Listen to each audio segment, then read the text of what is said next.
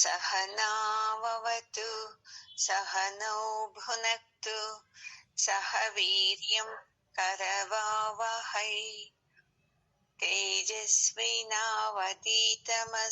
ಮಾ ವಿದ್ವಿಷಾವಹೈ. ಓಂ ಶಾಂತಿ ಶಾಂತಿ ಶಾಂತಿ. ಹರಿ ಓಂ.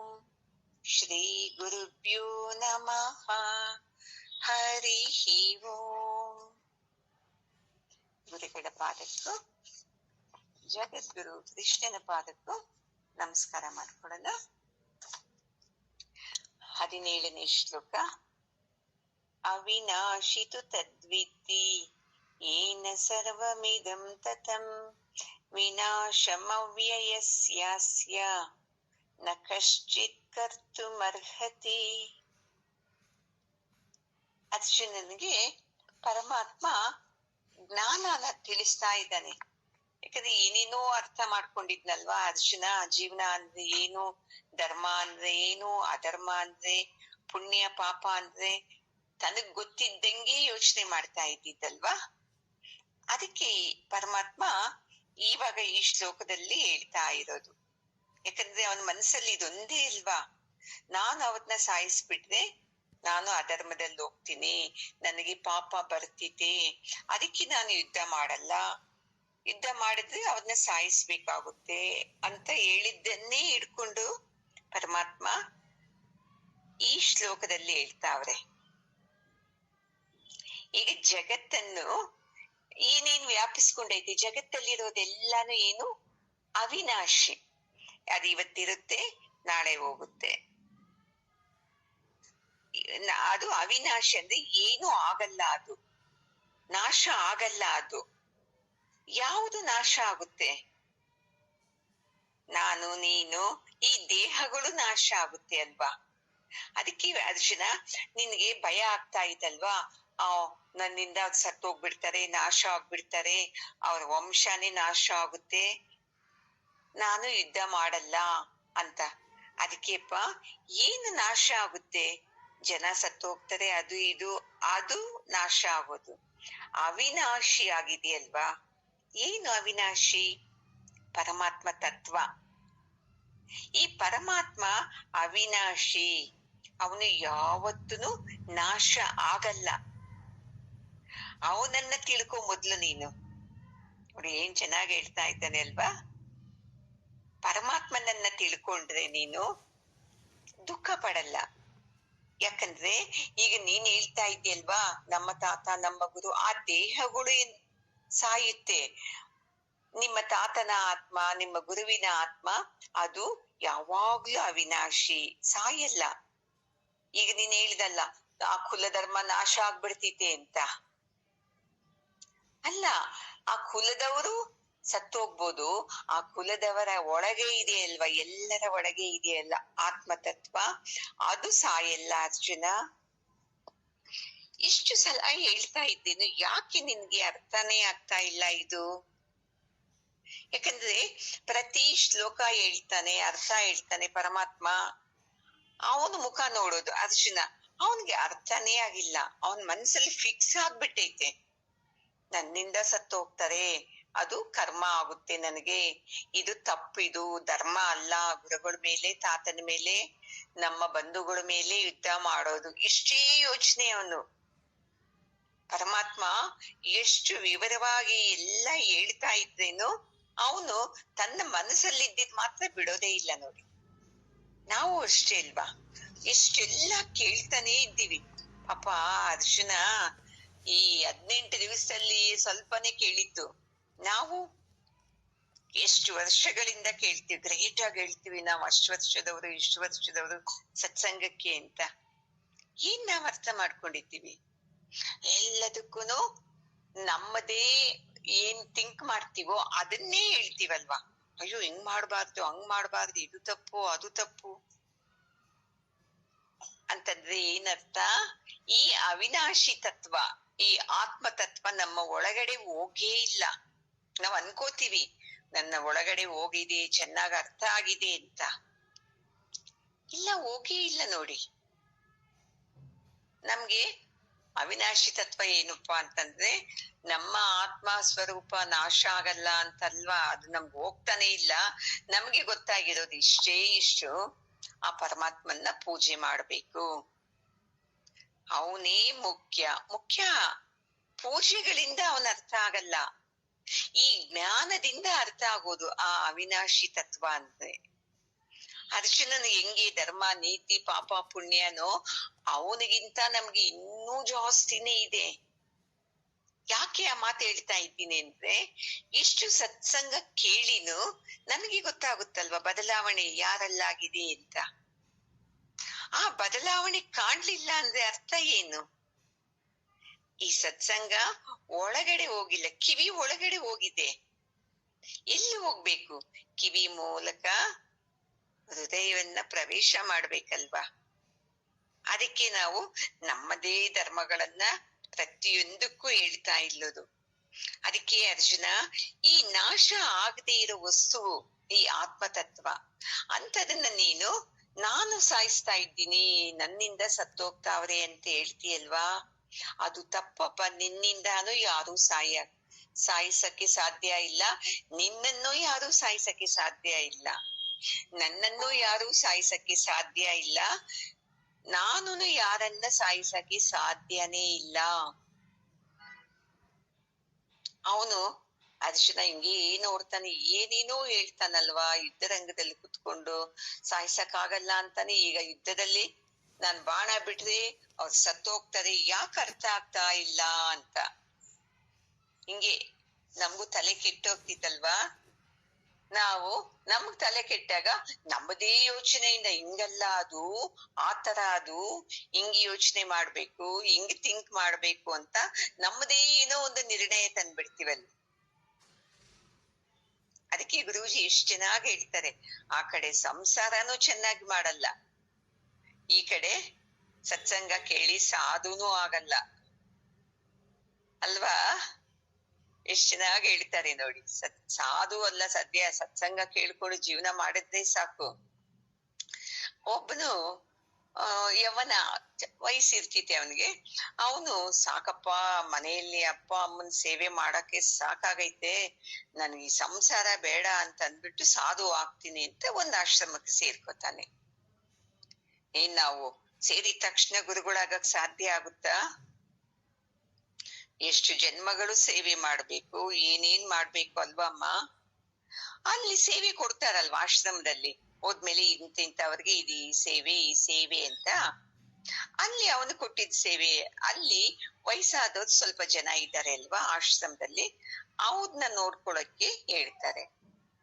ಮೊದಲನೇ ದಿವ್ಸ ಎರಡನೇ ದಿವ್ಸ ತುಂಬಾ ಚೆನ್ನಾಗಿ ನೋಡ್ಕೋತಾನೆ ಅವ್ರನ್ನ. ಅಪ್ಪ ಏನ್ ಸಮಾಧಾನ ಆಗುತ್ತೆ, ಎಷ್ಟ್ ಚೆನ್ನಾಗಿ ಸೇವೆ ಮಾಡಿದೆ ನಾನು ಈ ವಯಸ್ಸಾದವ್ರಿಗೆ ಅಂತ.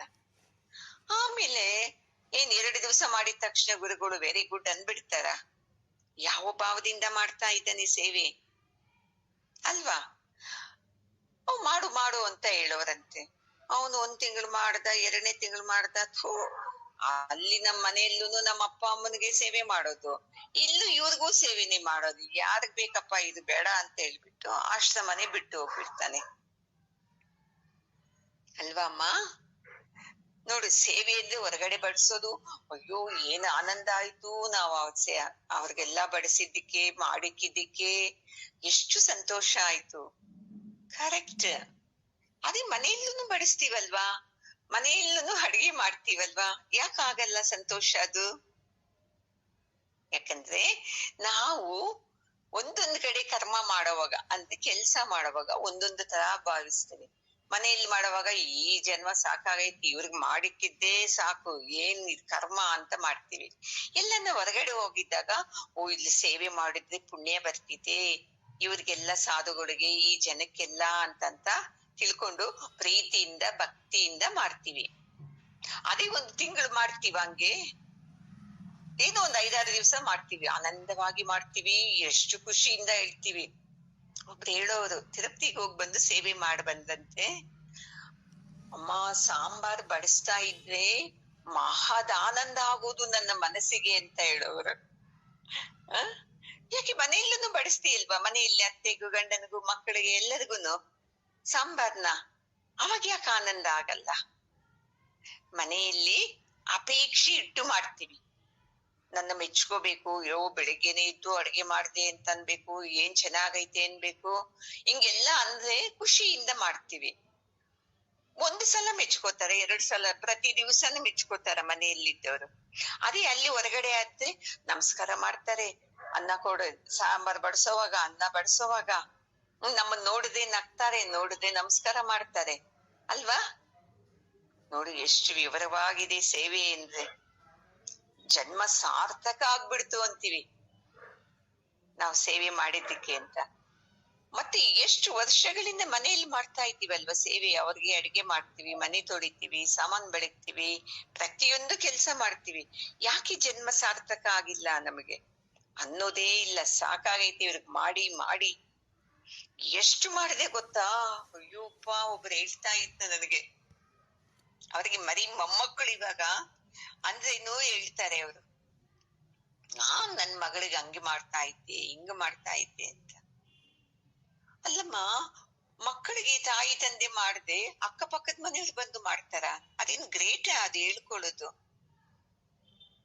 ನಿಮ್ಮ ಅಪ್ಪ ಅಮ್ಮ ನಿಮಗ್ ಮಾಡಿಲ್ವಾ ಸೇವೆ?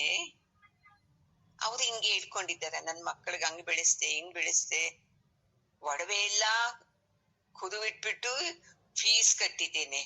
ಕರ್ಮ ಮಾಡ್ಲೇಬೇಕು ಹುಟ್ಟಿಸ್ಕೊಂಡ್ಮೇಲೆ ಅಲ್ವಾ ಅಮ್ಮ? ಈ ತರ ಅರ್ಜುನ ಅನ್ನೋ ತಲೆಯನ್ನು ಕೆಟ್ಟೋಗ್ಬಿಟ್ಟೈತೆ. ಏನೇನೋ ಹೇಳ್ತಾರಲ್ವಾ, ಇದು ಅವಿನಾಶಿ ಅಂತಾರೆ, ಸತ್ತೋಗಲ್ಲ ಅಂತಾರೆ. ಇದು ಈ ಕರ್ಮ ಸಿದ್ಧಾಂತ ಅರ್ಥ ಆಗ್ಬೇಕು ನೋಡಿ ನಮ್ಗೆ. ನಾವು ಇಷ್ಟು ಈ ಜನ್ಮದಲ್ಲಿ ಇಷ್ಟೊಂದು ಕೆಲ್ಸ, ಇಷ್ಟು ಕರ್ಮಗಳು ಇಂತಿಂತಾವ್ ಮಾಡ್ಬೇಕು ಅಂತ ಬಂದಿದ್ದೀವಿ, ಇಷ್ಟು ಸೇವೆ ಮಾಡ್ಬೇಕು ಅಂತ ಬಂದಿದ್ದೀವಿ, ಅದನ್ನ ಮಾಡಿ ಮುಗಿಸ್ಲೇಬೇಕು ನೋಡಿ. ಹೆಂಗ ಮುಗಿಸ್ತೀಯ, ನಿನ್ನ ಕೈಲಿರೋದು ಅಂತಾರೆ ಗುರೂಜಿ. ಇಲ್ಲಪ್ಪ, ಇದ್ ನಾನ್ ಕೇಳ್ಕೊಂಡ್ ಬಂದಿದ್ದ ಕರ್ಮ, ನಾನು ಇದು ಕೆಲ್ಸಗಳೆಲ್ಲ ಮಾಡ್ಲೇಬೇಕಿದು ಅಂತ ಮಾಡಿದ್ರೆ ಏನು ಪುಣ್ಯ ಪಾಪ ಬರಲ್ಲ. ನಾನೇ ಮಾಡ್ಬೇಕು, ಅವರಿಂದ ನಾನೇ ಮಾಡ್ಬೇಕು, ಮಾಡ್ತಾ ಇದ್ರೆ ಇನ್ನಷ್ಟು ಕರ್ಮ ಆಗ್ಬಿಡ್ತಿತ್ ನೋಡಿ. ಯಾಕೆ ಈ ಜನ್ಮದಲ್ಲಿ ನಾನು ಇಷ್ಟು ತಂದಿದ್ದೇನೆ, ನನ್ನ ಪ್ರಾರಬ್ಧಕ್ಕೆ ತಕ್ಕಂತದ್ದು, ಇದನ್ನ ನಾನು ಮಾಡ್ಲೇಬೇಕು ಅಂತ ಬರ್ಬೇಕು ನೋಡಿ. ಅರ್ಜುನ ಎಷ್ಟು ಸಾತ್ವಿಕ ವ್ಯಕ್ತಿ, ಯಾರನ್ನೂ ಕೊಂದಿಲ್ಲ, ಯಾರ್ದೂ ಕಿತ್ಕೊಂಡು ತಿಂದಿಲ್ಲ. ಅಂದ್ರೆ ಏನ್ ಮಾಡ್ತಾವನೆ, ನಾನು ಯುದ್ಧ ಮಾಡಲ್ಲ, ಯುದ್ಧ ಅನ್ನೋ ಕರ್ಮ ಕೆಲ್ಸನ ನಾನು ಮಾಡಲ್ಲ, ಯುದ್ಧನ ನಾನ್ ಮಾಡಲ್ಲ ಅಂತ ಹೇಳ್ತಾ ಇದ್ದಾನೆ. ಯಾವಾಗ್ಲೂ ಅಷ್ಟೇ, ವಯಸ್ಸಾಯ್ತು ನಾನೇ ಕೆಲ್ಸ ಮಾಡ್ಬೇಕಾ ಅಂದ್ರೆ ಹೌದು, ಮಾಡ್ಲೇಬೇಕು. ಯಾಕೆ? ನೀನೇ ಕೇಳ್ಕೊಂಡ್ ತಂದಿದ್ದೀಯಲ್ವಾ, ನನ್ನ ಜೀವನದಲ್ಲಿ ನಾನು ಇಷ್ಟು ವರ್ಷ ಇಷ್ಟು ಕೆಲ್ಸಗಳು ಮಾಡ್ತೀನಿ, ಇಷ್ಟು ಕರ್ಮ ಅಂದ್ರೆ ಕೆಲ್ಸ ಮಾಡ್ತೀನಿ ಅಂತ. ಎಲ್ಲ ತಂದ ಮೇಲೆ ಇವಾಗ ನನ್ ಕೈನಲ್ಲಿ ಆಗಲ್ಲ, ಎಲ್ಲಾ ನಾನೇ ಮಾಡ್ಬೇಕಾ, ನಂದೇನ್ ಕರ್ಮ ಅಂದ್ರೆ ಅರ್ಥನೇ ಇಲ್ಲ ಅಂತ ಹೇಳ್ತಾರೆ. ಅದಕ್ಕೆ ಚೆನ್ನಾಗಿ ಫಿಕ್ಸ್ ಆಗ್ಬೇಕು. ನನ್ನ ಕೈನಲ್ಲಿರೋವರೆಗೂ, ನನ್ನ ಕೈನಲ್ಲಿ ಆಗೋವರೆಗೂ ನಾನು ಮಾಡ್ತೀನಿ. ಹೆಂಗೆ ಮಾಡ್ತೀನಿ? ಪರಮಾತ್ಮ, ಇದು ನಾನ್ ಕೇಳ್ಕೊಂಡ್ ಬಂದಿದ್ ಕರ್ಮ ಕೆಲ್ಸಗಳು ನಾನೇ ಮಾಡ್ತೀನಿ, ನಾನು ಬೈಕೊಳ್ಳಲ್ಲ ಅಂತ ಮಾಡ್ತಾ ಬನ್ನಿ. ಹೆಂಗಿರುತ್ತೆ ಅವಾಗ? ಅವಾಗ ನಾವು ಮನೆಯಲ್ಲೂ ಮಾಡ್ತೀವಿ, ಹೊರಗಡೆ ಸೇವೆನೂ ಮಾಡ್ತೀವಿ, ಎಲ್ಲಾನು ಮಾಡ್ತೀವಿ. ಅವಾಗ ನಮ್ಗೆ ಎಲ್ಲಿ ಮಾಡಿದ್ರೇನು ಆನಂದ ಆಗುತ್ತೆ. ಈಗ ನಮ್ಗೆ 1 ವಾರ ಸೇವೆ ಮಾಡಿದ್ದು ಇನ್ನೂನು ಮರೆಯಕ್ ಆಗ್ತಾ ಇಲ್ಲ. ಹೆಂಗ್ ಮಾಡಿದ್ವಪ್ಪ ಸೇವೆ, ಏನ್ ಭಕ್ತಿಯಿಂದ ಮಾಡಿದ್ವಿ. ಅದೇ ಪರಮಾತ್ಮ ಹೇಳ್ತಾ ಇದ್ದಾನೆ, ಅದೇ ಭಕ್ತಿನ ನಿಮ್ಮ ಮನೆಯಲ್ಲೂ ತೋರಿಸಿ, ಮನೆಯಲ್ಲೂ ಏನು ಅಪೇಕ್ಷೆ ಮಾಡ್ದಂಗೆ ಸೇವೆ ಮಾಡಿ. ನನ್ನ ಮೆಚ್ಕೋಬೇಕು, ಇಷ್ಟು ವಯಸ್ಸಾದೇನು ಮಾಡ್ತಾ ಇದ್ದೀಯ ಅಂತ ಅನ್ಬೇಕು ಅಂತಂದ್ರೆ ಅರ್ಥನೇ ಇಲ್ಲ ಅದಕ್ಕೆ. ನಮ್ಗೆ ಇದು 100 ವರ್ಷ ಆದ್ರೇನು ಗೊತ್ತಾಗೋದೇ ಇಲ್ವಂತ ಈ ಜ್ಞಾನ. ಯಾವಾಗ ಟಾರ್ಚ್ ಅನ್ನೋ ಜ್ಞಾನನ ಗುರು ಆಗ್ತಾನೆ ನೋಡಿ, ಹೌದಪ್ಪ, ನಮ್ಮ ಪ್ರಾರಬ್ಧದಲ್ಲಿ ಇರೋದು ಇವೆಲ್ಲಾನು, ನಾನು ಇರೋವರ್ಗುನು ಇವೆಲ್ಲಾ ಮಾಡ್ಬೇಕಾಗಿದ್ದೆ, ತಪ್ಪಿಸ್ಕೊಳಕ್ಕೆ ಸಾಧ್ಯ ಇಲ್ಲ ಅಂತ ನಿಮ್ಗೆ ಅರ್ಥ ಆಯ್ತು ಅಂದ್ರೆ ನಿಮ್ಮ ಜನ್ಮ ಸಾರ್ಥಕ ನೋಡಿ. ಇಲ್ಲಿ ಅರ್ಜುನನ್ಗದ ಅರ್ಥ ಆಗ್ತಾ ಇಲ್ಲ. ನಿನ್ನ ಪ್ರಾರಬ್ಧದಲ್ಲಿ ಈ ಕರ್ಮ, ಯುದ್ಧ ಮಾಡೋ ಬೇಕು ಅನ್ನೋ ಕರ್ಮ ಇದೆ, ನೀನ್ ಅದನ್ನ ಮಾಡದೆ ಓಡೋಗ್ತಾ ಇದ್ದೀಯಾ. ಇದು ಧರ್ಮ ಅಲ್ಲ, ಇದು ಪುಣ್ಯ ಅಲ್ಲ, ಇದು ಕರ್ಮ, ಏನೇನೋ ಹೇಳ್ತಾ ಇದೆಯಲ್ವಾ. ಅದು ಅರ್ಥ ಆಗ್ತಾ ಇಲ್ಲ. ಪರಮಾತ್ಮ ಇದು ನಿನ್ನ ಪ್ರಾರಬ್ಧದಲ್ಲಿ ಬಂದಿರುವಂತ ಕರ್ಮ, ನೀನು ಮಾಡ್ಲೇಬೇಕು ಅನ್ನೋದು ಅವನಿಗೆ ಅರ್ಥನೇ ಆಗ್ತಾ ಇಲ್ಲ. ಅದಕ್ಕೆ ಗುರುಗಳು ಹೇಳ್ತಾರೆ, ಈ ಜ್ಞಾನ ಇಲ್ಲಿದ್ದವನ್ಗೆ ಎಷ್ಟೆಷ್ಟೋ ದಾರಿಗಳು ಕಾಣಿಸ್ತಿತ್ತಂತೆ. ಯಾಕಂದ್ರೆ ಅವನು ಯೋಚನೆ ಮಾಡೋದೇ ಕರೆಕ್ಟ್. ಈ ದೇವಸ್ಥಾನ ಸರಿ ಇಲ್ಲ ಅಂದ್ರೆ ಸರಿ, ಇನ್ನೊಂದು ದೇವಸ್ಥಾನಕ್ಕೆ ಹೋಗೋಣ ಅಂತಾರೆ. ನೋಡಿ, ಕಾಶಿಯಲ್ಲಿ ಹರಿಯೋದು ಒಂದೇ ಗಂಗೆ, ಪಕ್ಕ ಪಕ್ಕದಲ್ಲೇ. ಇಲ್ಲ ಇಲ್ಲ, ಈ ಘಾಟಲ್ಲಿ ಬೇಡ, ನಾಳೆ ಆ ಘಾಟಲ್ಲಿ ಸ್ನಾನ ಮಾಡಿ ಅಲ್ಲಿರೋ ದೇವ್ರಿಗೆ ಪೂಜೆ ಮಾಡಿದ್ರೆ ಏನೋ ಪುಣ್ಯ. ಯಾರು ಹೇಳಿದ್ದಿದು? ಗಂಗೆ ಅಲ್ಲಿಂದ ಇಲ್ಲಿವರೆಗೂ ಹರಿತಾಳೆ, ಶುದ್ಧವಾದ ಅವಳು. ನಾವು ಈ ಘಾಟ್ ಎಲ್ಲಿ, ಪಕ್ಕದ ಘಾಟಿಗೆ ಎಷ್ಟು, 3 ನಿಮಿಷ ಹೋಗ್ಬೇಕು. ಇಲ್ಲಿಂದ ಅಲ್ಲಿಗೆ ಆ 3 ನಿಮಿಷ ಘಾಟ್ ಹತ್ರ ಹೋಗೋದ್ ತಕ್ಷಣ ಗಂಗೆ ಏನಾದ್ರು ಬದಲಾವಣೆ ಆಗ್ತಾಳ? ಆ ಘಾಟ್ ಹತ್ರ ಹೋಗಿದ ತಕ್ಷಣ ಏನ್ ಪವರ್ಫುಲ್ ಆಗ್ಬಿಡ್ತಾಳ? ಹಾ, ಅರ್ಥ ಆಗೋದೇ ಇಲ್ಲ ನಮಗೆ ಇನ್ನು. ಇದು ಜನ್ಮ ಜನ್ಮಕ್ಕೂನು ಸ್ನಾನ ಮಾಡ್ಬೇಕಂತೆ, ಮತ್ತೆ ಅಲ್ಲಿಂದ ನೀರು ತಗೊಂಡೋಗಿ ಲಿಂಗಕ್ಕೆ ಅಭಿಷೇಕ ಮಾಡ್ಬೇಕಂತೆ. 1 ಸಲ ಅಲ್ಲ, 3 ಸಲ. ಯಾರಿವೆಲ್ಲ ಹೇಳಿದ್ದು? ಅದೇ ಹೇಳಿದ್ನಲ್ಲ, ಗುರೂಜಿಯವರು ಹಾಕಿದ್ ಈ ಜ್ಞಾನ ಅನ್ನೋ ಟಾರ್ಚಿನ ಬೆಳಕು ನಮ್ಮ ಜೀವನಕ್ಕೆ ಬಂದಿಲ್ಲ ಅಂದ್ರೆ ನಾವು ಎಷ್ಟು ಜನ್ಮಗಳಿಂದ ಈ ನಾಟಕಗಳು ಆಡ್ಕೊಂಡ್ ಬಂದಿದ್ದೀವೋ, ಇನ್ನೂ ಇದೆ ನಾಟಕನೇ ಕಂಟಿನ್ಯೂ ಮಾಡ್ತೀವಿ. ಏನೋ ಪುಣ್ಯದಿಂದ ಗುರುಗಳು ಸಿಕ್ಕಿದರೆ ನಾನು ನನ್ನ ಯೋಚನೆಗಳನ್ನ ಬದಲಾಯಿಸ್ತೀನಿ ಅಂತ ಇರ್ಬೇಕು. ಅದಕ್ಕೆ ತಕ್ಕಂಗೆ ಇನ್ನು ಕೆಲವರು ಅವ್ರು ಏನ್ ಹೇಳ್ತಾರೆ ಅವ್ರು ಹೇಳ್ದಂಗೂ ಕೇಳ್ತಾರೆ. ಈ ಕಡೆ ಇನ್ನೊಬ್ರು ಏನ್ ಹೇಳ್ತಾರೆ ಇವ್ರು ಹೇಳ್ದಂಗೂ ಕೇಳ್ತಾರೆ. ಇವ್ರು ತುಂಬಾ ಡೇಂಜರ್ ನೋಡಿ. ಇವ್ರು ಅವ್ರು ಹೇಳಿದ್ರೆ ಆಯ್ತು, 3 ಲಿಂಗಕ್ಕೆ 3 ಸಲ ಹಂಗೂ ಅಂತಾರೆ. ಈ ಕಡೆ ಜ್ಞಾನ ಸತ್ಯ ಅಂದ್ರೆ ಹೌದೌದು ಜ್ಞಾನ ಸತ್ಯನು ಅಂತಾರೆ. ಅಂದ್ರೆ ಇವ್ರ ಮನಸ್ಸು ಚಂಚಲ, ಅವರು ಸ್ಥಿರವಾಗಿ ಇರಲ್ಲ. ಅವ್ರಿಗೆ ಏನ್ ಯೋಚನೆ ಆಗುತ್ತೆ, ಅವ್ರು ಹೇಳ್ದಂಗೂ ಕೇಳ್ಬೇಕಪ್ಪ, ಅವ್ರ ಜೊತೆನೂ ಚೆನ್ನಾಗಿರ್ಬೇಕು, ಇವ್ರ ಜೊತೆನೂ ಚೆನ್ನಾಗಿರ್ಬೇಕು.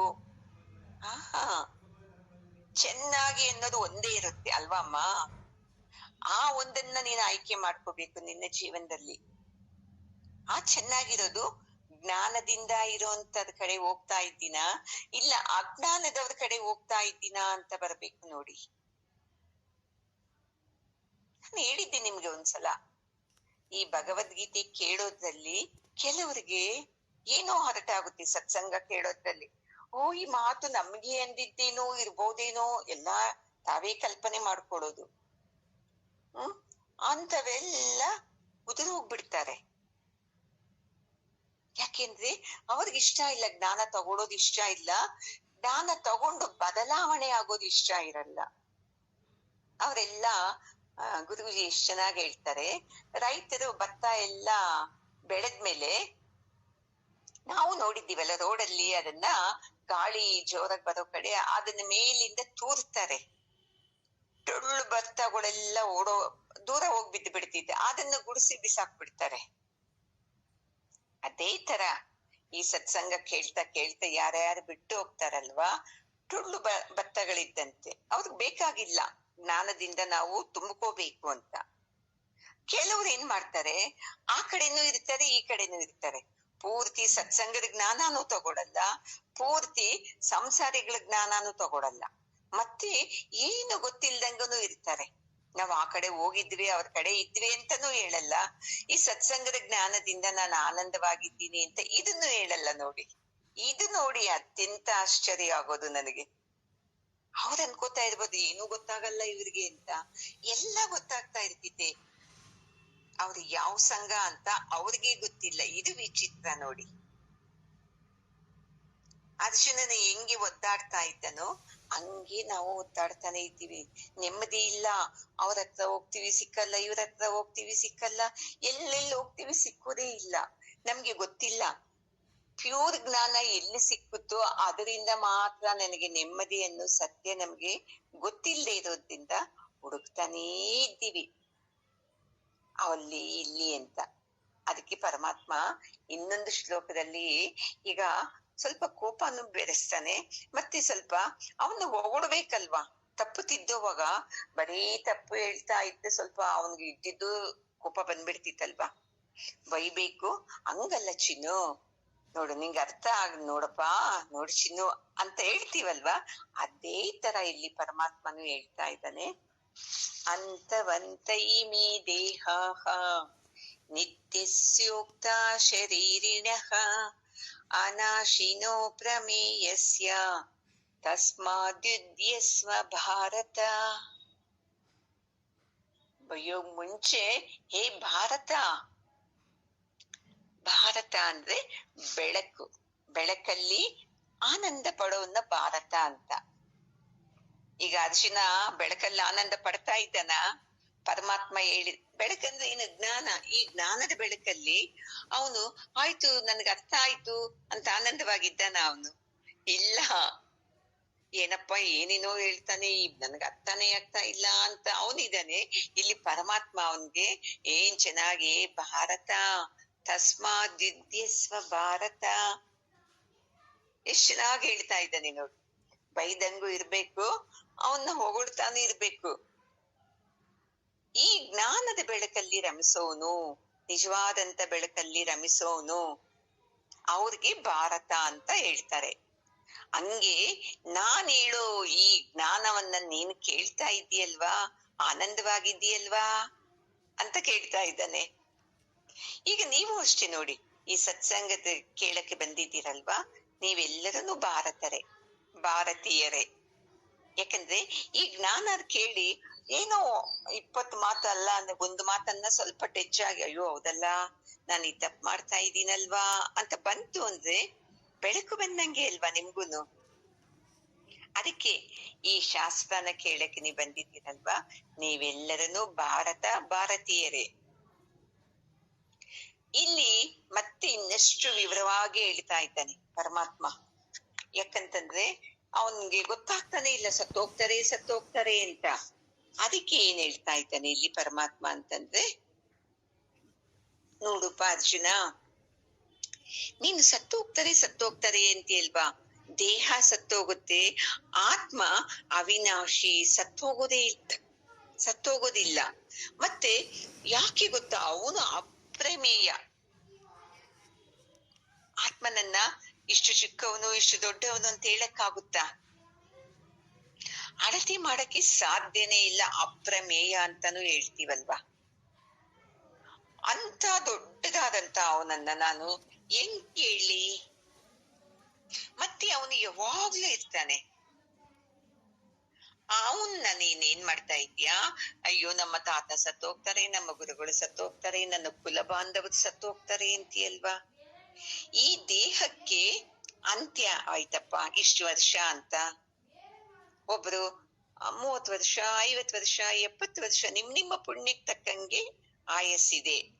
ಮತ್ತೆ ಇವು ನಶ್ವರ. ಚೆನ್ನಾಗಿ ತಿಳ್ಕೊ ಅರ್ಜುನ, ಇದು ಇವತ್ತಲ್ಲ ಅಂದ್ರೆ ನಾಳೆ, ಅಲ್ಲ ಅಂದ್ರೆ ನಾಡದ್ದಾದ್ದು ಸಾಯ್ಲೇಬೇಕು ಅಂತ ನೀನು ಈ ನಶ್ವರವಾಗೋ ದೇಹನ ಹಿಡ್ಕೊಂಡು ಅಯ್ಯೋ ನಮ್ಮವರು ಅಂತ ಅಳ್ತಾ ಇದ್ದೀಯಲ್ವಾ. ಆತ್ಮ ಅಂದಾಗ ಅರ್ಜುನನಿಗೆ ಅರ್ಥನೇ ಆಗ್ತಾ ಇಲ್ಲ. ನಮ್ಗೇನ್ ಅರ್ಥ ಆಗ್ತಾ ಇದೆಯಾ? ಆತ್ಮ ಅಂದ್ರೆ ಪರಮಾತ್ಮ, ಪರಮಾತ್ಮ ಅಂದ್ರೆ ಶಂಖ ಚಕ್ರ ಗದೆ ಇಟ್ಕೊಂಡಿದ್ದಾನಲ್ವಾ, ಅವನೇ ಅಂತ ನಾವು ಫಿಕ್ಸ್ ಆಗ್ಬಿಟ್ಟಿದೀವಿ. ಇಲ್ಲಿ ಚೆನ್ನಾಗಿ ಅರ್ಥ ಮಾಡ್ಕೊ, ಯಾವುದು ನಾಶ ಆಗ್ತೈತೆ, ಯಾವುದು ನಾಶ ಆಗಲ್ಲ ಅನ್ನೋದು ಮೊದಲು ತಿಳ್ಕೊ ನೀನು ಅರ್ಜುನ. ಅದಕ್ಕೆ ಈಸಿಯಾಗಿ ಉದಾಹರಣೆ ಕೊಡ್ತಾರೆ ನೋಡಿ. ಈಗ ಆತ್ಮನನ್ನ ಕರೆಂಟ್ ಅಂತ ನಾವು ನೋಡೋಣ. ಕರೆಂಟ್ ನಮ್ಮ ಕಣ್ಣಿಗೆ ಕಾಣಿಸುತ್ತಾ? ಅದೇ ನಾವೇನ್ ಮಾಡ್ತೀವಿ, ಆ ಕರೆಂಟ್ ಪ್ಲಗ್ಗೆ ನಾವು ಫ್ರಿಡ್ಜ್ ಪ್ಲಗ್ ಇಡ್ತೀವಲ್ವಾ, ಅವಾಗ ಏನಾಗುತ್ತೆ, ಫ್ರಿಡ್ಜ್ ಆನ್ ಆಗುತ್ತೆ. ಅದನ್ನ ತೆಗೆದು ಬೇಕಾದ್ರೆ ಮಿಕ್ಸಿದ ಪ್ಲಗ್ ಇಡ್ತೀವಿ, ಆ ಕರೆಂಟ್ ಆ ಬಾಕ್ಸ್ ಒಳಗಡೆ, ಮತ್ತೆ ಆನ್ ಆಗುತ್ತೆ, ನಾವ್ ಕೆಲಸ ಮಾಡ್ಕೋತೀವಿ. ಹಂಗಂತ ಕರೆಂಟ್ ಕಾಣುತ್ತೆ ನಮ್ಮ ಕಣ್ಣಿಗೆ? ಇಲ್ಲ ನೋಡಿ. ಕರೆಂಟ್ ಹೋಯ್ತು, ಕರೆಂಟ್ ಬಂತು ಅಂತ ಹೇಳ್ತೀವಿ ಹೊರತು ಅದನ್ನ ಯಾರೂ ನೋಡಿಲ್ಲ. ಅದು ಒಂದು ಶಕ್ತಿ. ಆ ಕರೆಂಟ್ ಶಕ್ತಿ ಇರೋದಕ್ಕೆ ಫ್ಯಾನು ಆನ್ ಆಗುತ್ತೆ, ತಂಪಾದ ಗಾಳಿ ಬರ್ತಿದೆ. ಫ್ರಿಡ್ಜ್ ತಂಪಾಗಿ ವಸ್ತುಗಳು ಕೆಡದಂಗೆ ಇಡ್ತಿದೆ. ಮತ್ತೆ ಮನೆಯಲ್ಲಿ ಬೆಳಕು ಬರ್ತಿದೆ. ಈ ತರ ನಾವು ಆತ್ಮನ್ನ ನೋಡ್ಬೇಕು. ಹಂಗಂತ ಕರೆಂಟ್ ಆತ್ಮ ಅಲ್ಲ, ನಿಮಗೆ ಅರ್ಥ ಆಗ್ಲಿ ಅಂತ ಹೇಳ್ತಾ ಇರೋದು. ಕರೆಂಟ್ ಯಾವ್ದು ಕಣ್ಣಿಗೆ ಕಾಣೋದೇ ಇಲ್ಲ ಅಂದ್ರೇನು, ಈ ಕೆಲ್ಸಗಳೆಲ್ಲಾನು ಮಾಡುತ್ತೆ. ಫ್ರಿಡ್ಜ್ ಅಲ್ಲಿ, ಐರನ್ ಬಾಕ್ಸ್ ಅಲ್ಲಿ, ಫ್ಯಾನ್ ಅಲ್ಲಿ, ಮಿಕ್ಸಿಯಲ್ಲಿ, ಕಂಪ್ಯೂಟರ್ ಅಲ್ಲಿ, ಮೊಬೈಲ್ ಅಲ್ಲಿ ನೋಡಿ ಚಾರ್ಜಿಂಗ್ ಇಲ್ಲ ಅಂದ್ರೆ ಈ ಕೇಳಿಸುತ್ತ ನಮ್ಮ ಮಾತು ಕಟ್ ಆಗುತ್ತೆ. ಹಿಂಗೆ ಎಲ್ಲಾ ರೂಪದಲ್ಲೂ ಆತ್ಮ ಚೈತನ್ಯ ಕೆಲಸ ಮಾಡಿದ್ರೇನೆ, ಕರೆಂಟ್ ಕೆಲಸ ಮಾಡಿದ್ರೇನೆ ಇವೆಲ್ಲ ವರ್ಕ್ ಆಗೋದು. ಅದೇ ತರ ಅಷ್ಟೇ ಅರ್ಜುನ, ನಮ್ಮ ದೇಹದಲ್ಲೂ ಅಷ್ಟೇ ಆತ್ಮ ಇದ್ದಾನೆ. ಆತ್ಮ ಇರೋದ್ರಿಂದನೇ ನೀನು ಕೆಲ್ಸ ಮಾಡ್ತಾ ಇದೀಯಾ, ಕೇಳಿಸ್ಕೊತಾ ಇದೀಯಾ, ತಿಂತಾ ಇದೀಯಾ. ಆಹಾ ಏನ್ ಚೆನ್ನಾಗಿದೆ ಸ್ಮೆಲ್ ಅಂತೀಯ. ಈ ತರ ಎಲ್ಲಾ ಪಂಚ ಇಂದ್ರಿಯಗಳು ಎಲ್ಲಾನು ಕೆಲ್ಸ ಮಾಡಕ್ಕೆ ಸಾಧ್ಯ ಆಗುತ್ತೆ. ಜ್ಞಾನೇಂದ್ರಿಯಗಳು, ಪಂಚ ಕರ್ಮೇಂದ್ರಿಯಗಳು, ಪಂಚ ಪ್ರಾಣಗಳು ಎಲ್ಲಾನು ಈ ಆತ್ಮನಿಂದ ದೇಹದಲ್ಲಿ ಇರೋದ್ರಿಂದನೇ ಕೆಲ್ಸ ಮಾಡೋದು ಅರ್ಜುನ. ಈ ಆತ್ಮ ತತ್ವನ ತಿಳ್ಕೊಪ್ಪ ನೀನು. ನಿನ್ನಲ್ಲೂ ಆತ್ಮ ಇದ್ದಾನೆ, ನಿನ್ನ ನಿಮಿತ್ತ ಮಾಡ್ಕೊಂಡು ಯುದ್ಧ ಮಾಡಿ ಅವ್ರು ಸಾಯ್ತಾ ಇರೋದು. ನಾನೇ ಸಾಯಿಸ್ತಾ ಇರೋದು ಎಲ್ಲದನ್ನ, ನೀನಲ್ಲ. ಯಾಕೆ ನಾನ್ ಸಾಯಿಸ್ತಾ ಇದ್ದೀನಿ, ನನ್ನಿಂದ ಸತ್ತೋಗ್ತಾರೆ ಅಂತ ಇಷ್ಟೊಂದು ಅಳ್ತಾ ಇದೆಯಲ್ವಾ? ಇಷ್ಟೆಲ್ಲ ಹೇಳಿದ್ರೇನು ಅರ್ಥ ಆಗ್ತಾನೇ ಇಲ್ಲ, ಆಗೋದು ಇಲ್ಲ. ಅಜ್ಞಾನಿಗಳಲ್ವಾ ನಾವೆಲ್ಲರೂ. ನಮ್ಗೆ ಈ ಆತ್ಮತತ್ವ ಇಷ್ಟು ಬೇಗ ಅರ್ಥ ಆಗ್ತಿತ್ತ? ನೋಡಪ್ಪ ಸತ್ತು ಹೋಗ್ತಾರೆ ಅಂದಾಗ ಇವನಿಗೆ ನಮ್ ತಾತ ಇಷ್ಟು ವಯಸ್ಸಾಗೈತೆ ಸತ್ತು ಹೋಗ್ಬಿಡ್ತಾರಾ, ಯಾಕೆ ಸಾಯ್ಬೇಕು ಅಂತ. ಯಾಕೆ ಈ ದೇಹ ತಗೊಂಡ್ಮೇಲೆ ಎಂತ ಪವಿತ್ರವಾದ ಆ ದೇವರೇ ಸತ್ತು ಹೋಗಿದ್ಲ್ವಾ? ಪರಮಾತ್ಮ ಏನು ದೇಹ ತಗೊಂಡಿಲ್ವಾ? ರಾಮ ದೇಹ ತಗೊಂಡಿಲ್ವಾ? ಪ್ರಾರಬ್ಧಕ್ಕನುಸಾರ ಇಷ್ಟು ಆಯಸ್ಸು ಅಂತ ಇರ್ತಿದೆ. ಕೆಲವರು ಅವ್ರ ಪ್ರಾರಬ್ಧಕ್ಕನುಸಾರ ಚಿಕ್ಕ ಮಕ್ಕಳಲ್ಲಿ ಸತ್ತು ಹೋಗ್ಬೋದು, ಗೊತ್ತಿಲ್ಲ. ಅವ್ರ ಅಷ್ಟೇ ಆಯಸ್ ಕೇಳ್ಕೊಂಡ್ ಬಂದಿರ್ತಾರೆ. ಏನ್ ಎಲ್ಲರ ಜೀವನಾನು ಆನಂದವಾಗಿದೆಯಾ? ಅಯ್ಯೋ ಮಕ್ಕಳೆಲ್ಲ ಯಾವ್ದೋ ಒಂದ್ ಮಗು ಕೊಡಪ್ಪ ಅಂತ ಬೇಡ್ಕೋತೀವಿ, ಅದು ಹುಟ್ಟುತ್ತಿದೆ, ನೋಡಿದ್ರೆ ಅದಕ್ಕೆ ಏನೇನೋ ಕಾಯಿಲೆ ಇರ್ತಿತ್ತೆ. ಮತ್ತೆ ಇನ್ನೊಂದು ಅಪ್ಲಿಕೆ, ಯಾಕಪ್ಪ ಇಂತ ಮಗುನ್ ಕೊಟ್ಟೆ ಅಂತ ಕೇಳೋದು. ಅಯ್ಯೋ ನಾನೇನಪ್ಪ ಇಷ್ಟಪ್ಪ ಇದ್ದೀನಿ, ನಾನು ಸಣ್ಣಗಿರ್ಬೇಕು ನೋಡು ಅವ್ರ ಇದ್ದಂಗೆ ಅಂದ್ರೆ ಇನ್ನೊಂದ್ ಜನ್ಮದಲ್ಲಿ ಸಣ್ಣಗೆ ಇರ್ತೀಯ, ಆವಾಗ ಇನ್ನ ಏನೋ ಒಂದಿರ್ತೈತೆ. ಅವಾಗ ಮತ್ತೆ ನಾನ್ ಹಿಂಗಿರ್ಬಾರ್ದಾಗಿತ್ತು ಅನ್ನೋದು. ಅಯ್ಯೋ ಅವ್ರ ಗಂಡ ಎಷ್ಟು ಚೆನ್ನಾಗ್ ನೋಡ್ಕೋತಾನೆ, ಅಂತ ಗಂಡ ನನಗ್ ಸಿಕ್ಕಿಲ್ವಾ ಅನ್ನೋದು. ಇನ್ನೊಂದ್ ಜನ್ಮದಲ್ಲಿ ಗಂಡ ಸಿಗ್ತಾರೆ, ನನ್ನ ದೇಹದಲ್ಲಿ ಕಾಯಿಲೆ ಇರ್ತಿತ್ತೆ. ಹಿಂಗೆ ಪ್ರತಿ ಜನ್ಮದಲ್ಲೂ ನಾವೇನು ಏನೇನು ನಾವು ಆಸೆಗಳನ್ನ ಇಟ್ಕೊಂಡಿದ್ದೀವೋ ಅದ್ರಲ್ಲಿ ಒಂದು ಆಸೆ ನೆರವೇರ್ತಿದ್ದೆ, ಅದರಲ್ಲಿ ಮತ್ತೆ ದೋಷಗಳು ಕಾಣುತ್ತೆ. ಹಿಂಗೆ ಅವರವರ ಕರ್ಮಕ್ಕನುಸಾರವಾಗಿ ಈ ಜೀವನ ಸಿಕ್ಕುತ್ತೆ. ಅದಕ್ಕೆ ನಾವು ಏನ್ ಮಾಡ್ಬೇಕು, ಆ ಆತ್ಮ ತತ್ವನ ತಿಳ್ಕೊಂಡ್ಬಿಡ್ಬೇಕು. ಆವಾಗ ನೋಡ್ಕೊಳ್ಳಿ, ನಾವೇನು ಅಯ್ಯೋ ಈ ದೇಹ, ಅಯ್ಯೋ ನಂದು ನಂದು ನಂದು, ನನ್ ಮಕ್ಕಳು, ನನ್ನ ಕುಟುಂಬ, ಇಲ್ಲೇ ನಮ್ದು ಪ್ರಾಣ. ಎಲ್ಲಿದೆ ಪ್ರಾಣ? ನನ್ನದು ಅನ್ನೋದು ಎಲ್ಲಿವರೆಗೂ ಬರ್ತಿತ್ತು? ನನ್ನ ಕುಟುಂಬ, ನಾನು, ನನ್ನ ಗಂಡ, ಮಕ್ಕಳು, ಮೊಮ್ಮಕ್ಕಳು, ಇಷ್ಟು ಬಿಟ್ಟು ಬೇರೆದ್ ಬರೋದೇ ಇಲ್ಲ. ಅದಕ್ಕೆ ನಾವ್ ತಿಳ್ಕೊಬೇಕು, ನಾವೆಲ್ಲರೂ ಆತ್ಮಸ್ವರೂಪರೇ. ನನ್ನ ಕುಟುಂಬ, ನಿಮ್ಮ ಕುಟುಂಬ, ಎಲ್ಲರ ಕುಟುಂಬನೂ ಆತ್ಮಸ್ವರೂಪರೇ. ಯಾರೂನು ಸಾಯಲ್ಲ, ಇದು ಶಾಶ್ವತ ಅಂತ ತಿಳ್ಕೋಬೇಕು ನಾವು. ಇದನ್ನ ನೀನ್ ತಿಳ್ಕೋತಾ ಇಲ್ಲ ಅರ್ಜುನ. ಇಷ್ಟು ಆಯಸ್ಸು ಅಂತ ಮುಗಿದ್ಮೇಲೆ ಹೋಗ್ತಾನೇ ಇರ್ಬೇಕು. ಈಗ ನೋಡ್, ನೀನ್ ಹೇಳ್ತಿಯಲ್ಲ, ಅಯ್ಯೋ ನಮ್ ತಾತ, ನಮ್ ಗುರುಗಳು, ನನ್ನ ಬಾಂಧವರು ಅಂತ, ಅವ್ರಿಗೆಲ್ಲ ವಯಸ್ಸಾಗಿದೆ, ಅವರು ಸಾಯ್ಲೇಬೇಕು. ನಿಮಿತ್ತ, ಸುಮ್ನೆ ನಿನ್ನ ನಿಮಿತ್ತ ಮಾಡ್ಕೊಂಡು, ಈ ಯುದ್ಧ ನಿಮಿತ್ತ ಮಾಡ್ಕೊಂಡು ಸಾಯ್ತಾ ಇದ್ದಾರೆ ಅಷ್ಟೇ. ನಾನು ಯಾವಾಗ್ಲೂ ಸಾಯಿಸಿದ್ದೀನಿ ಅವ್ರಿಗೆ, ನಿನಗೆ ನೀನು ನನ್ನಿಂದ ಸಾಯ್ತಾ ಇದ್ದಾರೆ ಅಂತ ಹೇಳ್ತಾ ಇದೀಯಾ ಅಂತ ಒಂದು ಒದೆ ಕೊಟ್ಟಂಗೆ ಈ ಮಾತು ಹೇಳ್ತಾ ಇದ್ದಾನೆ ನೋಡಿ. ಇನ್ನೂ ಅಯ್ಯೋ ನಮ್ಮ ತಾತ ಅಂತೀಯಲ್ವಾ, ಅಷ್ಟು ವಯಸ್ಸಾಗಿದೆ ಅಲ್ವಾ, ಸಾಯ್ಲೇಬೇಕಲ್ವಾ. ನೋಡಿ, ನಮ್ಗೆ ಯಾವಾಗ್ಲೂ ಇಂಥ ಸತ್ಯನ ಒಪ್ಕೊಳಕ್ ಆಗೋದೇ ಇಲ್ಲ. ಯಾಕೆ ಸಾಯ್ಬೇಕಾಗಿತ್ತು, ನಾನು ಎಷ್ಟು ಪೂಜೆ ಮಾಡ್ತಾ ಇದ್ದೆ, ನನ್ ಗಂಡ ಹಿಂಗ್ ತೀರೋಗೋದಾ, ತಪ್ಪಲ್ವಾ ಅದು, ನನ್ ಮಕ್ಕಳು ಹಿಂಗ್ ತೀರೋಗೋದಾ, ತಪ್ಪಲ್ವಾ ಅದು, ಏನ್ ತಪ್ಪು ಮಾಡಿದ್ದೀನಿ ನಾನು, ಏನ್ ತಪ್ಪು ಮಾಡಿಲ್ಲ ಅಂದ್ರೆ ಈ ಜನ್ಮದಲ್ಲಿ ಇಷ್ಟು ದುಃಖ ತಗೊಳಕ್ಕೆ ಸಾಧ್ಯನಾ? ಚೆನ್ನಾಗ್ ತಿಳ್ಕೊಳ್ಳಿ, ನನ್ನ ಕರ್ಮದಿಂದ ಮಾತ್ರ ನನಗೆ ದುಃಖ ಸಿಕ್ಕುತ್ತೆ, ಯಾರೋ ಕಾರಣ ಅಲ್ಲ. ಮತ್ತೆ ನನ್ನ ಕರ್ಮದಿಂದನೇ ಸುಖಾನು ಸಿಕ್ಕುತ್ತೆ, ಇದಕ್ಕೂ ಯಾರು ಕಾರಣ ಅಲ್ಲ. ಇದನ್ನ ತಿಳ್ಕೊಂಡ್ಬಿಟ್ಟಿದೆ ನೋಡಿ, ನಾವು ಪರಮಾತ್ಮನ್ನ ಯಾವತ್ತೂ ನಿಂದನೆ ಮಾಡಕ್ ಹೋಗೋದೇ ಇಲ್ಲ. ಅರ್ಜುನ ಇಲ್ಲಿ ತಿಳ್ಕೋತಾ ಇಲ್ಲ, ಅವನ್ಗೆ ದೇಹ ಕಾಣಿಸ್ತಾ ಐತೆ, ಆತ್ಮ ಕಾಣಿಸ್ತಾ ಇಲ್ಲ. ಪರಮಾತ್ಮನಲ್ಲ, ಆತ್ಮ ತತ್ವ ಕಾಣಿಸ್ತಾ ಇಲ್ಲ, ತಾತನ ದೇಹ ಕಾಣಿಸ್ತಾ ಐತಿ, ತಾತನ ದೇಹದಲ್ಲಿರೋ ಆತ್ಮ ಕಾಣಿಸ್ತಾ ಇಲ್ಲ ಅವನಿಗೆ. ಅದಕ್ಕೆ ಪರಮಾತ್ಮ ಇಲ್ಲಿ ಹೇಳ್ತಾ ಇರೋದು, ಅವಿನಾಶಿ ಇದು, ಈ ಅಪ್ರಮೇಯ ಇದು, ಅದನ್ನ ಅರ್ಥ ಮಾಡ್ಕೋಬೇಕು ಭಾರತ. ಅಯ್ಯೋ, ಬೆಳಕಲ್ಲಿ ನೀನ್ ಆನಂದ ಪಡ್ತಾ ಇದ್ದೀಯಲ್ವಾ, ಎಲ್ಲಿ ಆನಂದ ಪಡ್ತಾ ಇದ್ದಾನೆ? ಹೋಗ್ಲಿ, ನೀವೀ ಸತ್ಸಂಗ ಕೇಳ್ತಾ ಇದ್ದೀರಾ, ಆನಂದ ಪಡ್ತಾ ಇದ್ದೀರಾ? ಏನಪ್ಪ ಏನೇನೋ ಹೇಳ್ತಾ ಇದ್ದಾರಲ್ವಾ ಅಂತ ಯೋಚನೆ ಮಾಡ್ತೀವಲ್ವಾ, ಅಂತದ ಅವನು ಯುದ್ಧರಂಗದಲ್ಲಿ ಎಲ್ಲಿ ಆನಂದ ಪಡ್ತಾನೆ ಅಲ್ವಾ. ಅದಕ್ಕೆ ಯಾವಾಗ್ಲೂ ಅಷ್ಟೇ, ನಮ್ಮ ಜೀವನದಲ್ಲಿ ಏನೇನ್ ಘಟನೆಗಳು ಆಗೋಗಿರ್ತಿತ್ತೋ ಅದನ್ನ ಈಸಿಯಾಗಿ ತಕೊಂಡ್ಬೇಕು ನೋಡಿ. ಅವಾಗ ನಮ್ಗೆ ಎಲ್ಲಿದ್ರೇನೋ ಆನಂದ ಸಿಗ್ತಿದೆ. ನಾವು ಏನೇನ್ ಘಟನೆಗಳು ನಮ್ಮ ಜೀವನದಲ್ಲಿ ದುಃಖವಾಗಿದೆಯಲ್ವಾ, ಅವನ್ನೆಲ್ಲ ಎಷ್ಟು ವರ್ಷದಿಂದ ತಲೆ ಮೇಲೆ ಒತ್ಕೊಂಡೇ ತಿರುಗ್ತಾ ಇದ್ದೀವಿ, ಅಂದ್ರೆ ಮನ್ಸಲ್ಲಿ ಒತ್ಕೊಂಡೇ ತಿರುಗ್ತಾ ಇದ್ದೀವಿ. ಹಿಂಗಾಗ್ಬಿಡ್ತಲ್ವಾ, ಹಿಂಗಾಗ್ಬಿಡ್ತಲ್ವಾ, ಹಿಂಗಾಗ್ಬಿಡ್ತಲ್ವಾ ಅಂತ. ಯಾರಿಗಾಗಲ್ಲ ಅದು, ಎಲ್ಲರಿಗೂ ಅವರವರ ಪ್ರಾರಬ್ಧಕ್ಕೆ ತಕ್ಕಂಗೆ ಆಗುತ್ತೆ. ಇಲ್ಲಿ ಅರ್ಜುನ, ಅಯ್ಯೋ ನನ್ನಿಂದ ಹಿಂಗ ಆಗ್ತಾ ಇತ್ತಲ್ವಾ, ನನ್ನಿಂದ ಹಿಂಗ ಆಗ್ತಾ ಇತ್ತಲ್ವಾ ಅಂತ ಇವನು ಇಲ್ಲಿ, ನಾವು ಅವರಿಂದ ಹಿಂಗಾಯ್ತು ನನ್ ಜೀವನದಲ್ಲಿ, ಇವರಿಂದ ಹಿಂಗಾಯ್ತು ನನ್ ಜೀವನದಲ್ಲಿ ಅಂತ ಅಳ್ತಾ ಇದ್ದೀವಿ.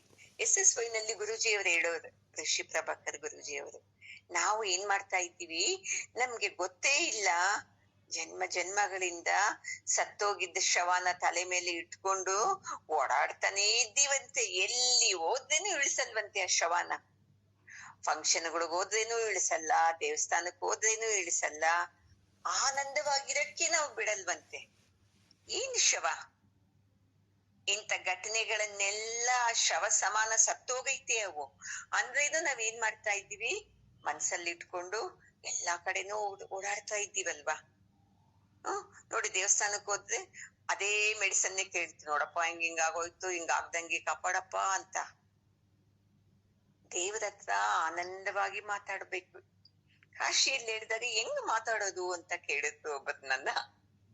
ನಾವೇನ್ ಮಾತಾಡ್ತೀವಿ, ಕಾಪಾಡಪ್ಪ ಕಾಪಾಡಪ್ಪ ಕಾಪಾಡಪ್ಪ, ಅಪ್ಪ ಇದು ಬಿಟ್ಟು ನಮ್ಮ ಬಾಯಿಂದ ಇನ್ನೊಂದು ಮಾತು ಬರೋದೇ ಇಲ್ಲ. ಅಂದ್ರೆ ಎಲ್ಲದಕ್ಕೂ ಜಾಯಿನ್ ಮಾಡ್ತೀವಿ, ನನ್ ಗಂಡನ್ ಕಾಪಾಡಪ್ಪ, ನನ್ನ ಮಕ್ಕಳನ್ ಕಾಪಾಡಪ್ಪ, ನನ್ನ ಕಾಪಾಡಪ್ಪ, ನನ್ನ ಮೊಮ್ಮಕ್ಕಳನ್ ಕಾಪಾಡಪ್ಪ, ಹಿಂಗೆ ಒಂದೊಂದನ್ನ ಜಾಯಿನ್ ಮಾಡ್ತೀವಿ. ನನ್ನ ಆಸ್ತಿನ ಕಾಪಾಡಪ್ಪ, ನನ್ನ ಆರೋಗ್ಯನ ಕಾಪಾಡಪ್ಪ. ಎಷ್ಟು ಕಾಪಾಡ್ಬೇಕು ಅವನು ಅಂತಾನೆ ಗೊತ್ತಿಲ್ಲ ಅಲ್ವಾ ಅಮ್ಮ. ಇನ್ನು ಹೆಂಗಿರ್ಬೇಕು ಅಂತ, ನಮ್ಗಿಂತ ಮೇಲಿದ್ದವ್ರನ್ನ ನೋಡಿ ಅಯ್ಯೋ ಹಂಗಿಲ್ಲ ಹಂಗಿಲ್ಲ ಅಂತಾನೆ ನಾವೆಲ್ಲ ಈ ಆಸೆಗಳು. ನಮ್ಗಿಂತ ಕೆಳಗಡೆ ಇದ್ದವ್ರನ್ನ ನೋಡಿ ಕಾಪಾಡನಲ್ಲ, ಅಯ್ಯೋ ಪರಮಾತ್ಮ ನಿನಗೆ ಎಷ್ಟು ಧನ್ಯವಾದಗಳು ಹೇಳ್ಬೇಕು ಅಂತ ಹೇಳ್ತೀವಿ ನಾವು. ಈ ತರ ಅರ್ಜುನ, ಈ ಜ್ಞಾನದ ಬೆಳಕಲ್ಲಿ ನೀನು ತಗೋ, ಆನಂದವಾಗಿರು ಅಂತಂದ್ರೆ, ನಾನ್ ಹೇಳೋದನ್ನ ಅರ್ಥ ಮಾಡ್ಕೋ, ಈ ಜ್ಞಾನನ ಅರ್ಥ ಮಾಡ್ಕೋ ನೀನು, ಅವಾಗ ಆನಂದವಾಗಿರಕ್ಕೆ ಸಾಧ್ಯ ಆಗುತ್ತೆ ಅಂತ ಹಿಂಗೆ ಅರ್ಥ ಮಾಡ್ಕೋಬೇಕು ನಾವು. ಏನಂ ವೇತ್ತಿ ಹಂತಾರಂ ಯಶ್ಚೈನಂ ಮನ್ಯತೆ ಹತಂ ಉಭೌತೋ ನ ವಿಜಾನೀತಃ ನಾಯಂ ಹಂತಿ ನ ಹನ್ಯತೆ. ಇಲ್ಲಿ ಇದ್ದಿದ್ದು ಒಂದು ಒದೆ ಕೊಡ್ತಾನೆ ಪರಮಾತ್ಮ. ಯಾರೀ ಆತ್ಮ ನಾಶ ಆಗ್ತಿದೆ, ಆತ್ಮ ನನ್ನಲ್ಲಿರೋ ಆತ್ಮನೂ ನಾಶ ಆಗ್ತಿದೆ, ನನ್ನನ್ನು ಕೊಲ್ತಾರೆ, ನಾನು ಅವ್ರನ್ನ ಕೊಲ್ತೀನಿ, ಅವ್ರ ಆತ್ಮನೂ ನಾಶ ಆಗುತ್ತೆ ಅಂತ ಯಾರು ತಿಳ್ಕೊಂಡವ್ರು ಅವ್ರಿಬ್ರಿಗೂನು ನಿಜಾನೇ ಗೊತ್ತಿಲ್ಲ ನೋಡು ಅರ್ಜುನ. ನನ್ನನ್ನು ಸಾಯಿಸಕ್ಕೆ ಯಾರಿಂದನೂ ಸಾಧ್ಯ ಇಲ್ಲ, ನಿನ್ನನ್ನು ಸಾಯಿಸಕ್ಕೆ ಯಾರಿಂದನೂ ಸಾಧ್ಯನೇ ಇಲ್ಲ. ಯಾಕೆ ಅಂತಂದ್ರೆ ಈ ಆತ್ಮ ತತ್ವನ ಯಾರುನು ನಾಶ ಮಾಡೋಕೆ ಸಾಧ್ಯ ಇಲ್ಲ ಅರ್ಜುನ. ಹಂಗಾಗಿ ಯುದ್ಧದಲ್ಲಿ ನೀನು ಸತ್ತರೇನು, ಅಯ್ಯೋ ಯುದ್ಧ ಮಾಡ್ತಾ ಮಾಡ್ತಾ ನಾನ್ ಸತ್ತೇ, ಯುದ್ಧದಿಂದಾನೇ ಸತ್ತಿದ್ದು ಅಂತ ನೀನು ಅನ್ಕೋಬೇಡ. ನನ್ನ ಯುದ್ಧದಲ್ಲಿ ಅವ್ರು ಸಾಯಿಸಿದ್ದಕ್ಕೆ ನಾನ್ ಸತ್ತೋಗಿದ್ದೆ ಅಂತಾನು ಅನ್ಕೋಬೇಡ. ಮತ್ತೆ ಯುದ್ಧದಲ್ಲಿ ಎದುರು ಪಾರ್ಟಿಯವ್ರು ಸತ್ತೋದ್ರೇನು ನಿನ್ನಿಂದ ಸತ್ತೋದು ಅಂತಾನು ತಿಳ್ಕೊಬೇಡ. ಯಾಕಂದ್ರೆ ಆತ್ಮ ತತ್ವನ ಸಾಯಿಸೋಕೆ ಯಾರಿಗೂ ಸಾಧ್ಯ ಇಲ್ಲ ಅಂತ ಅಷ್ಟು ಕ್ಲಿಯರ್ ಆಗಿ ಹೇಳ್ತಾ ಇದ್ದಾನೆ ಪರಮಾತ್ಮ. ಈಗ ಒಂದು ಹೂ ಅರಳಬೇಕಂದ್ರೆ ಆ ಗಿಡಕ್ಕೆ ಸೂರ್ಯನ ಕಿರಣ ತಾಕ್ಬೇಕು ಅಲ್ವಾ ಅಮ್ಮ? ಮತ್ತೆ ಗೊಬ್ಬರ ನೀರೆಲ್ಲ ಹಾಕ್ಬೇಕು, ಚೆನ್ನಾಗಿ ಹೂಗಳು ಅರಳ್ತಿದ್ದೆ. ಹಂಗಂತ ಹೂ ಅರಳಕ್ಕೆ ನಾನೇ ಕಾರಣ ಅಂತ ಹೇಳಕ್ಕಾಗುತ್ತಾ? ಸೂರ್ಯ ಕಾರಣ, ಅದಕ್ಕೆ ನೀರು ಕಾರಣ, ಗೊಬ್ಬರ ಕಾರಣ. ಎಲ್ಲಾನು ಅರ್ಥ ಮಾಡ್ಕೋಬೇಕು. ಅಂದ್ರೆ ಏನ್ ಹೇಳ್ತೀವಿ, ಆಹಾ ನಾನು ಬೆಳೆಸಿದ್ದು ನೋಡಿ ಅಲ್ಲಿ ತಂದು ಎಷ್ಟ್ ಚೆನ್ನಾಗ್ ಬೆಳಿತಿತ್ತು. ಒಬ್ಬೊಬ್ರು ಹೇಳೋದು ನನ್ನ ಕೈಗುಣ ಏನ್ ಗಿಡ ಹಾಕದೇನು ಚೆನ್ನಾಗ್ ಬೆಳೆದ್ ಬಿಡ್ತಿದ್ದೆ ಅಂತ. ಗಿಡ ಬೆಳೀತಿದೆ, ನಿನ್ನ ಮನಸ್ಸಲ್ಲಿರೋ ಆ ಕಲ್ಮಶ ಹೋಗಿ ಚೆನ್ನಾಗ್ ಬೆಳೆದೈತಾ? ಎಲ್ಲಾ ಕೆಟ್ಟ ಗುಣಗಳೇ ಇರ್ತಿದೆ. ಹೇಳ್ಕೊಡೋದು ನನ್ನ ಕೈಗುಣ ಅಂತದು, ನನ್ನ ಕಾಲ್ಗುಣ, ನಾನು ಎಲ್ಲಿ ಹೆಜ್ಜೆ ಇಡ್ತೀನೋ ಅಲ್ಲೆಲ್ಲಾ ಒಳ್ಳೇದಾಗ್ಬಿಡ್ತಿದ್ದೆ. ನೋಡಿ, ನಾನು ಒಬ್ರಿಗೆ ಕೌನ್ಸಿಲಿಂಗ್ ಮಾಡ್ತಾ ಇದ್ದೆ. ಮಗಳು ತಾಯಿ ಹಾಸ್ಪಿಟ್ಲ್ ಅಲ್ಲಿ ಇದ್ದಾರೆ. ಹೋದ್ ತಿಂಗಳು ಅಡ್ಮಿಟ್ ಆದಾಗ ತಂದೆನೂ ಹೋಗಿತ್ತು. ತಂದೆ ತಾಯಿ ಮಗಳು ಹಾಸ್ಪಿಟ್ಲ್ ಅಲ್ಲಿ ಇದ್ದಿದ್ದು. 1 ತಿಂಗಳಿದ್ದು ಹಾಸ್ಪಿಟ್ಲ್ ಅಲ್ಲಿ. ಮಗಳಿಗೆ ವಾಸಿ ಆಯ್ತು, ಕರ್ಕೊಂಡ್ ಬಂದ್ರು ಮನೆಗೆ. ಮತ್ತೆ ಬಂದ್ಮೇಲೆ ತಂದೆಗೆ ಮೈ ಹುಷಾರಿಲ್ದಂಗಾಯ್ತು, ಮತ್ತೆ ಮಗಳಿಗೆ ಮೈ ಹುಷಾರಿಲ್ದಂಗಾಯ್ತು. ಆವಾಗ ಮನೆಯಲ್ಲಿ ಅಮ್ಮ ಏನ್ ಮಾಡ್ತಾಳೆ, ಇಲ್ಲ ರೀ ನೀವ್ ಕುತ್ಕೊಂಡ್ ನೀವಿರಿ, ನೀವ್ ಬಂದು ಹಾಸ್ಪಿಟ್ಲ್ ಅಲ್ಲಿ ನೋಡಕ್ ಆಗಲ್ಲ ಅಂತ ಹೇಳಿ ಪಕ್ಕದ ಮನೆಯವ್ರನ್ನ ನೋಡ್ಕೊಳ್ಳಿ ನಮ್ಮ ಯಜಮಾನ್ರಿಗೆ ಅಂತ ಹೇಳಿ ತಾಯಿ ಕರ್ಕೊಂಡ್ ಹೋಗ್ತಾಳೆ ಮಗಳಿಗೆ. ಅಲ್ಲಿ ಅಡ್ಮಿಟ್ ಮಾಡ್ತಾರೆ. ಎಲ್ಲಾ ನೋಡಿ ಪಾಪ 3 ದಿವ್ಸ ಕೆಳಗಡೆ ಸತ್ತು ಹೋಗ್ಬಿಟ್ರು ಅವ್ರು. ಆ ಮಗಳು ಸತ್ತೋಯ್ತು. ಅಮ್ಮ ಫೋನ್ ಮಾಡಿ ದುಃಖ ಪಟ್ಕೊಂಡು ಸಮಾಧಾನ ಎಲ್ಲ ಮಾಡಿದೆ. ನಾನ್ ಅಪ್ಪನಿಗೆ ಸಮಾಧಾನ ಮಾಡಿದೆ, ಹೋಗ್ಲಿ ಅಪ್ಪ ಆಯಸ್ ಅಷ್ಟೇ ಇರೋದು ಅಂತ. ಅವ್ರು ಒಂದು ಮಾತು ಹೇಳಿದ್ರು ನೋಡಿ, ಹೋದ್ ತಿಂಗಳು ನಾನ್ ಹೋಗಿದ್ದೆ ಜೊತೆಯಲ್ಲಿ, ನನ್ನ ಮಗಳನ್ನ ಉಳಿಸ್ಕೊಂಡು ಕರ್ಕೊಂಡ್ ಬಂದೆ. ಈ ತಿಂಗಳು ಈ ಪಾಪಿ ಹೋಗಿದ್ಲು ಜೊತೆಯಲ್ಲಿ, ಅಲ್ಲೇನೆ ಒಪ್ಪಿಸ್ಬಿಟ್ಟು ಬಂದ್ಬಿಟ್ಲು ಯಮನಿಗೆ ಅಂತ ಹೇಳ್ತಾನೆ. ಅಹಂಕಾರ. ನಾನಿದ್ರೆ ಬದುಕ್ತಾ ಇತ್ತು ಅಂತ. ಅಲ್ಲ, ಯಾರನ್ನ ಮಗಳನ್ನ ಸಾಯಿಸ್ತಿದ್ದ ತಾಯಿ, ಅಯ್ಯೋ ಸತ್ತೋಗ್ಲಿ ಅಂತ ಬಿಟ್ಬಿಡ್ತಿದ್ದ? ಎಷ್ಟು ಒಡೆದಾಡಿ ಡಾಕ್ಟರ್ ಹತ್ರ ಓಡಾಡಿ, ಅಲ್ಲಿ ಓಡಾಡಿ, ಇವ್ರ ಹತ್ರ ದುಡ್ಡು ಕೇಳಿ, ಅವ್ರಿಗೆ ಅದಕ್ಕೆ ಹೇಳಿಕೊಂಡು ಎಷ್ಟೆಲ್ಲಾ ಮೆಡಿಸಿನ್ ಕೊಟ್ಮೇಲೂ ಸತ್ತೋಗೈತೆ ಅಂತಂದ್ರೆ ಈ ಅಪ್ಪ ಏನ್ ಹೇಳೋದು, ನನ್ನಲ್ಲಿ ಶಕ್ತಿ ಇತ್ತು, ನಾನ್ ಮಗಳನ್ನ ಬಿಡಿಸ್ಕೊಂಡ್ ಬಂದೆ 1 ತಿಂಗಳಿದ್ದುನು. ಇವಳು 15 ದಿವ್ಸಕ್ಕೆ ಯಮನ ಕೊಟ್ಬಿಟ್ಟು ಬಂದ್ಬಿಟ್ಲು. ಬದುಕದಾಗ ನನ್ನಿಂದ ಆಯ್ತು ಅನ್ನೋದು, ಸತ್ತಾಗ ಆಗ ಅವರಿಂದ ಆಯ್ತು ಅನ್ನೋದು. ಹಂಗೆ ಇಲ್ವಾ ನಾವು ಮಾಡೋದು ಕೆಲ್ಸಗಳು? ಏನನ್ನ ಸಕ್ಸಸ್ ಆಯ್ತು, ನಾನ್ ಹೇಳಿದಕ್ಕೆ ಇದು ಆಗಿತ್ತು ಅಂತ ಹೇಳೋದು. ಏನನ್ನ ಆಯ್ತು ಅಂದ್ರೆ, ಅಯ್ಯೋ ಆ ಯಮ್ಮನ್ ಮಾತು ಕೇಳಿದ್ವಿ, ಆ ಯಮ್ಮ ಹಿಂಗ್ ಬೇಡ ಅಂದ್ರೇನು ಇಲ್ಲ ಹಿಂಗೆ ಮಾಡೋಣ ಅಂತದ್ದು, ಸರಿ ಎಂದೆ, ಆಯ್ತು ನೋಡಿದ್ರೆ ಹಿಂಗಾಗೋಯ್ತು ಅನ್ನೋದು. ಇದನ್ನೆಲ್ಲ ನಾವು ನೋಡ್ಬೇಕಾಗಿರೋದು. ಆ ಪರಮಾತ್ಮನ ತತ್ವನ ನೋಡ್ಬೇಕು. ಅವನು ಹೆಂಗೆ ಮಾಡಿಸ್ತಾನೋ ಅದ್ರ ತರ ನಾವೆಲ್ಲ ನಟನೆ ಮಾಡ್ತಾ ಇರೋದು ಅಲ್ವಾ ಅಮ್ಮ? ಇಲ್ಲ ನಮ್ ತರ ಮಾಡಕ್ಕಾಗುತ್ತ ನಮ್ ಕೈನಲ್ಲಿ? ಆ ಪರಮಾತ್ಮನ ತತ್ವನ ನಾವ್ ಅರ್ಥ ಮಾಡ್ಕೊಡೋದೆ ನಮ್ಮಿಂದ ಹಿಂಗಾಯ್ತು. ಅಯ್ಯೋ ಎಂತದಪ್ಪ, ಪಕ್ಕದ ಮನೆ ಅಮ್ಮ ಎಂತ ಸೊಸೆನ್ ತಂದ್ಬಿಟ್ಟವಳೆ ನೋಡು, ನಾನ್ ನೋಡಿ ಎಂತ ಒಳ್ಳೆ ಸೊಸೆನ್ ತಗೊಂಡಿದ್ದೀನಿ ನಾನು. ಆ ಅಮ್ಮ ಕರ್ಮ ಮಾಡಿದಾಳೆ, ನಾನು ಪುಣ್ಯ ಮಾಡಿದ್ದೀನಿ. ನೀನು ಪುಣ್ಯನೂ ಇಲ್ಲ, ಕರ್ಮನೂ ಇಲ್ಲ, ಎಲ್ಲ ನಿನ್ನ ಪ್ರಾರಬ್ಧಕ್ಕೆ ತಕ್ಕಂತೆ ಸಿಗೋದು ಬಿಟ್ಟು ಅವ್ರ ಮಾತು ಕೇಳಿ ನಿನ್ ಜೀವನ ಹಾಳಾಗೋಯ್ತು, ಇವ್ರ ಮಾತು ಕೇಳಿ ನಿನ್ನ ಜೀವನ ಯಾವತ್ತೂ ಹಾಳಾಗೋದಕ್ಕೆ ಸಾಧ್ಯನೇ ಇಲ್ಲ ಅಮ್ಮ. ನಮ್ಮ ಪ್ರಾರಬ್ಧದಲ್ಲಿ ಏನೇನಿದೆ, ನನಗೆ ಇಂತಿಂತ ದುಃಖ ಬೇಕು ತಗೊಂಡ್ಬಂದಿದ್ದೀವಿ, ಅನುಭವಿಸ್ಲೇಬೇಕು. ಇಂತಿಂತ ಸುಖ ಬೇಕು ತಂದಿದ್ದೀವಿ, ಅದನ್ನು ಅನುಭವಿಸ್ತಾ ಇದ್ದೀವಲ್ವಾ. ಅರ್ಜುನನ್ ತರ ಬರೀ ದುಃಖನೇ ಹೇಳ್ತಾ ಇದ್ದೀವಿ ಇವಾಗ. ಅವನು ಎಷ್ಟು ಯುದ್ಧಗಳು ಗೆದ್ದವನೇ, ಎಂತೆಂತವ್ರಿಗೆ ಒಳ್ಳೇದ್ ಮಾಡಿದ್ದಾನೆ, ಅದು ಮರ್ತೋಗ್ಬಿಟ್ಟೆ ಅವನು. ನಮ್ಮ ಜೀವನದಲ್ಲಿ ಎಷ್ಟೆಷ್ಟು ಆನಂದ ಅನುಭವಿಸಿದ್ದೀವಿ, ಅದನ್ನ ಮರ್ತೋಗ್ಬಿಟ್ಟು ಬರೀ ದುಃಖಗಳ ಸಂಘಟನೆಗಳನ್ನ ಹಿಡ್ಕೊಂಡು ಹಿಂಗಾಗೋಯ್ತು ಅಂತ ಹೇಳ್ತಾನೇ ಇದ್ದೀವಿ. ಅದು ತಪ್ಪಲ್ವಾ ಇದು? ಅದಕ್ಕೆ ಅರ್ಜುನ, ನೀನು ಇದೆಲ್ಲ ಯೋಚನೆನೇ ಮಾಡ್ಬೇಡ ಅಪ್ಪ. ನೀನು ಈ ಆತ್ಮ ಯಾವತ್ತೂ ಸಾಯಲ್ಲ. ನೀನು ಧೈರ್ಯವಾಗಿ ಯುದ್ಧ ಮಾಡು, ನಿನ್ನ ಕರ್ತವ್ಯ ಇದು ಜೀವನದಲ್ಲಿ. ನೀನು ಕ್ಷತ್ರಿಯ ರಾಜ, ನಿಂದ ಕರ್ತವ್ಯ ಏನು? ಕ್ಷತ್ರಿಯನ ಧರ್ಮ ಏನು? ಶತ್ರುಗಳು ಬಂದಾಗ ಯುದ್ಧ ಮಾಡಿ ಕಾಪಾಡೋದು ತನ್ನ ರಾಜ್ಯನ ಅಂತ ಕಾಪಾಡು. ನೀನು ನಿನ್ನ ಪ್ರಜೆಗಳನ್ನ ಕಾಪಾಡೋದು ನಿನ್ನ ಧರ್ಮ. ನೀನು ಅದು ಬಿಟ್ಟು ಪ್ರಜೆಗಳನ್ನ ಬಿಟ್ಬಿಟ್ಟು ನಾನು ಹೋಗ್ತೀನಪ್ಪ, ನನ್ಗ್ ಜೀವನ ಬೇಡ ಅಂತಂದ್ರೆ ಅದು ತಪ್ಪು. ನೀನು ಅಂತ ಆತ್ಮನ ನೀನ್ ತಿಳ್ಕೊಂಡಿದ್ದ ಅಂತ ಅಂದ್ಮೇಲೆ ನೀನು ಭಯ ಪಡ್ಲೇಬೇಡ ಅರ್ಜುನ.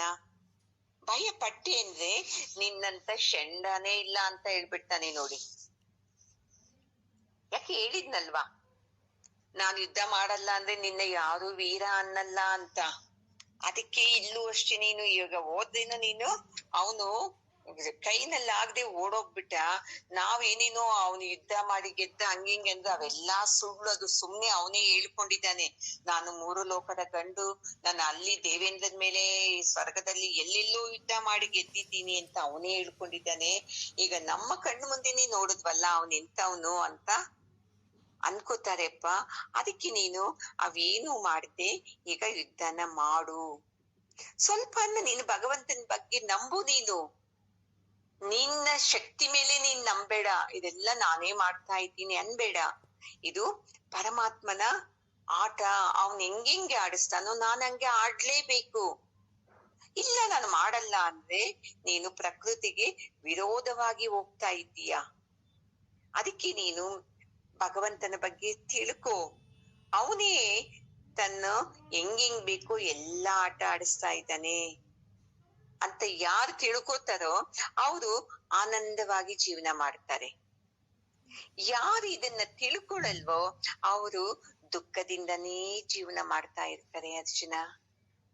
ಸುಖ ದುಃಖ ಅನ್ನೋದು ನಮ್ಮ ಕೈನಲ್ಲೇ ಇದೆ, ಯಾರ ಕೈನಲ್ಲೂ ಇಲ್ಲ ಅದು ಸುಖ ದುಃಖ.